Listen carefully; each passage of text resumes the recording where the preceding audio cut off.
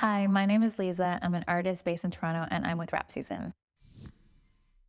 Can you tell us a bit about yourself and how you got started in music? I was born and raised downtown Toronto. I started singing when I was 4, but I only started really making music while I was in nursing school. So I would be like working 12-hour shifts as like a student and then going to the studio and not tell anybody. I went to one producer and the one studio I knew in the city in Scarborough, and then put out a song on SoundCloud, and it was kind of like a snowball effect from that point on. Your music style is R&B. How did you develop your sound and what inspired you to create music in this genre? I think my sound is always developing. Like I feel like I'm constantly evolving and growing and incorporating different elements into my music because I grew up listening to a lot of R&B. Shout out to my dad because he's the one that like put me on to everything that I started listening to.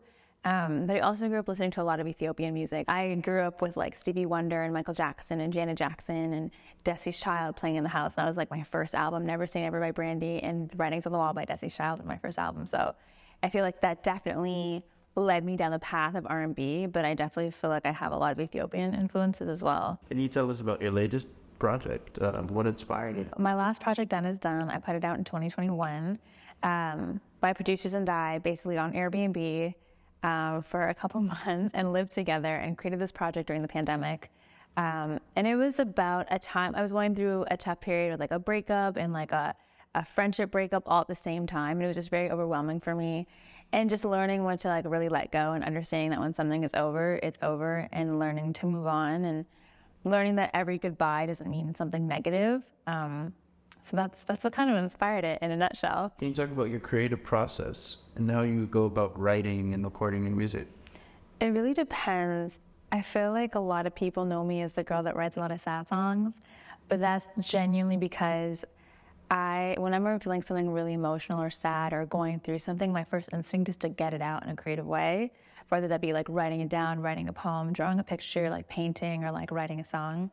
So when I'm like feeling pretty happy, I'm not really ever in the studio. I'm kind of just out living life. But when I'm really emotional, I'll be like, hey, I'm in the studio, and then my producers kind of know if I'm feeling something. Your music often deals with personal and emotional themes. Can you talk about how you approach writing? Whenever I'm feeling really emotionally charged about anything, the first thing I do is like write a poem. I could be on like the train, walking, like I can be in the middle of a conversation, I'll be like, hold that thought, and I have to like get it out.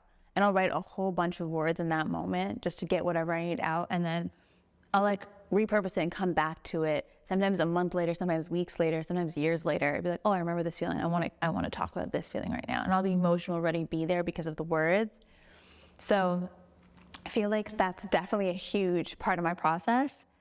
When it comes to actually creating music and writing music and making music, my number one goal is to be as vulnerable as possible, because I feel like people connect with vulnerability and it'll resonate with people. And that is the most important thing. There's like no point in doing what I do unless people actually feel it and it can resonate with them or help them in some way. Despite the fact that I definitely don't want people to go through pain, but if my music or if my words can help someone get through whatever they're going through, or help them understand their situation more, or just know that someone else experienced something similar, then I feel like that vulnerability is definitely worth tapping into. As an R&B artist, what do you hope to bring to the genre? And what message do you want to convey through your music?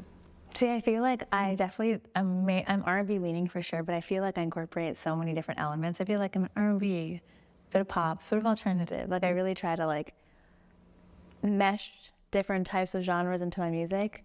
I grew up with R&B. I love R&B. I think R&B is so special, and I think it's so soulful, and I think it's underappreciated. What I bring to the genre, I think perspective. I think everybody brings in perspective. I think everybody has their own story. I think everybody has their own journey, and I think people connect with different artists for different reasons, and I think their journey is what makes them unique. The most important thing, I think, with my messaging, the vulnerability can actually be a superpower. I feel like a lot of people are afraid of vulnerability. I feel like a lot of people are afraid to really express themselves because they're afraid of being hurt, which is such a valid reason. But I also feel like we're on this earth to be vulnerable and connect because we're humans. We're supposed to be there for each other. So I think my goal with everything that I do is to create a safe space where people can really open themselves up and not be afraid of being their full authentic selves and can love and be loved. I'm a very big lover of love. What advice do you have for aspiring musicians who want to pursue a career in the music industry? Surrounding yourself with people who really see the vision, but also not compromising your vision and really staying true to who you are. I think authenticity wins every day. I think being true to who you are, being authentic, being true to what you stand for is everything. Tell us about any upcoming shows that you have in the works. I have my headline show in Toronto that I'm very excited for with Rapseason. It's something that feels like it's a long time coming just because I started putting out music here.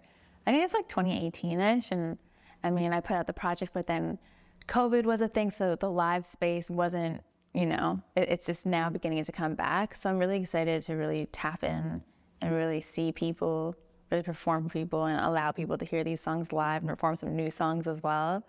March 9th, Drake Underground.